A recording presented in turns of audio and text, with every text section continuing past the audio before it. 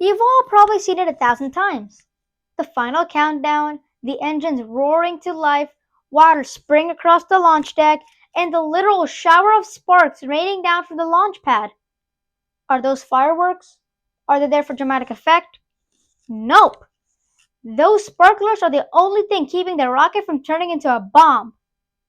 And in the 22 seconds that they are active, they determine whether or not the rocket reaches the stars or if someone's going to have a very, very bad day at the office. So, get your popcorn, settle in, relax, strap up, and let's figure out the mystery behind these sparklers. Hi everybody, welcome back to the Space Blast, and my name is Satyar Kanjigi, and I'll be your host for today's video. With that, let's cue the intro.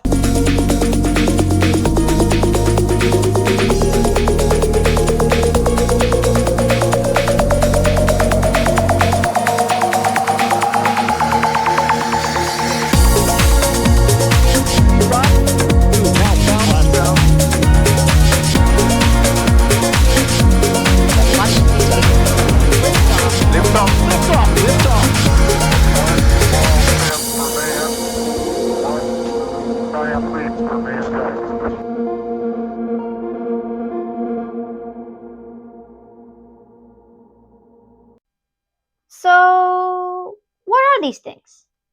Well, officially, they're called hydrogen burn-off igniters, also known as HBOIs. But some people also like to call them radially outward firing igniters, or ROFIs. Sounds a bit like a fancy space dog, don't you think? But seriously, they may look like celebratory sparklers, but they are small, highly controlled rocket motors attached to a launch pad. And trust me, they're not there for a show. They are a critical safety system. If you are launching a rocket that uses liquid hydrogen for its first stage, you need to use these. They aren't just recommended, they're mandatory.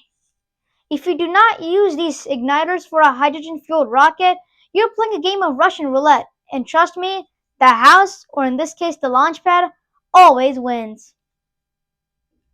So, what's the deal with hydrogen? Why is it such a headache?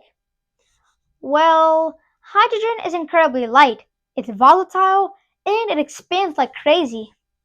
Before igniting the engines on a beast like NASA's Space Shuttle or SLS rocket, they must prime and chill first.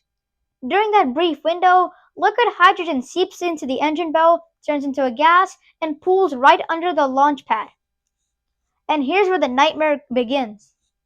Liquid hydrogen is invisible. It's lighter than air, it's very flammable, takes very little energy to ignite, and not to mention, it loves to pool in all the nooks and crannies of a rocket. So can you imagine the horror that would happen when those engines ignite? Boom! You've just exploded the bottom half of a rocket. Good job. But seriously, that's why hydrogen burn-off igniters are required. Take, for example, the Delta IV Heavy rocket. Watch when it's about to lift off. You see that giant fireball?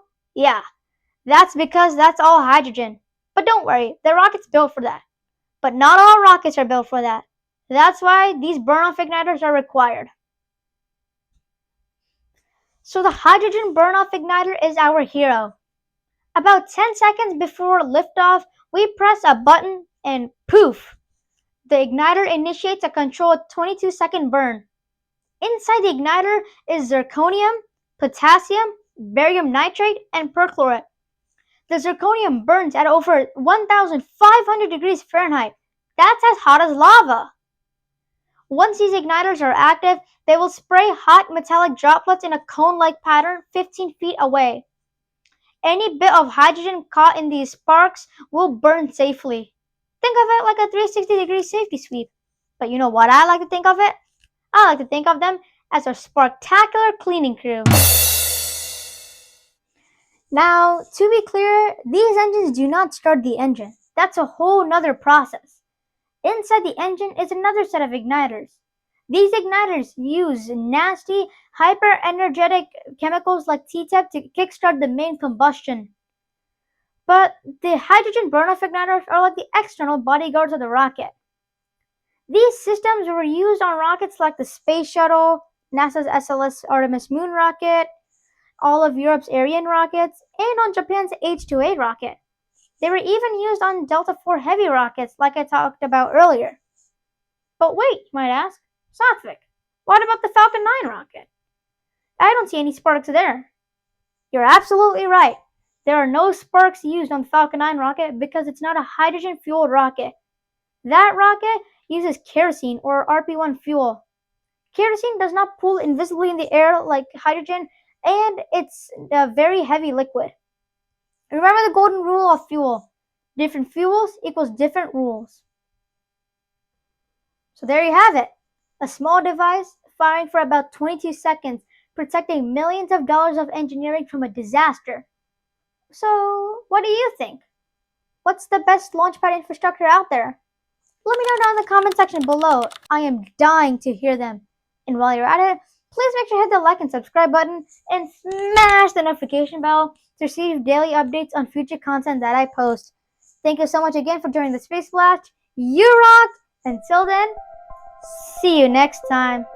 5, 4, 3, 2, 1, 0. Liftoff of the mighty Delta IV Heavy rocket with NASA's Parker Solar Probe. A daring mission to shed light on the mysteries of our closest star, the Sun.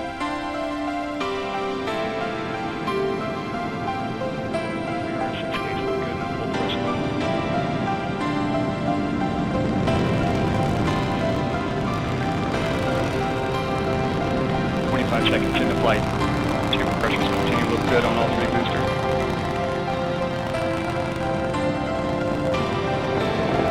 We're now 35 seconds in. Chamber pressure on the core booster is throttling down to partial thrust mode. Response looks good.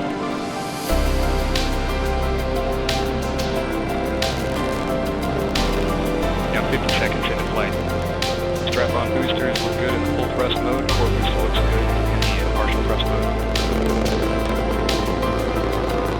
Now 1 minute into flight. Vehicle trajectory looks good right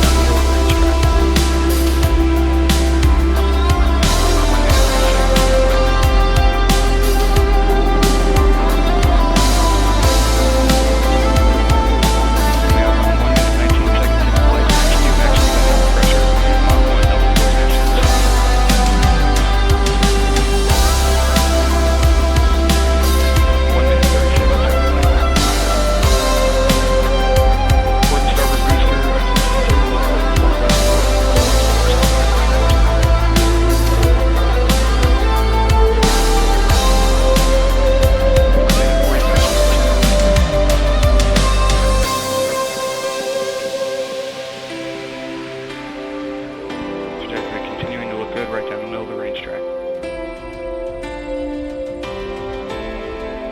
'Press valve has been opened. ACS pressure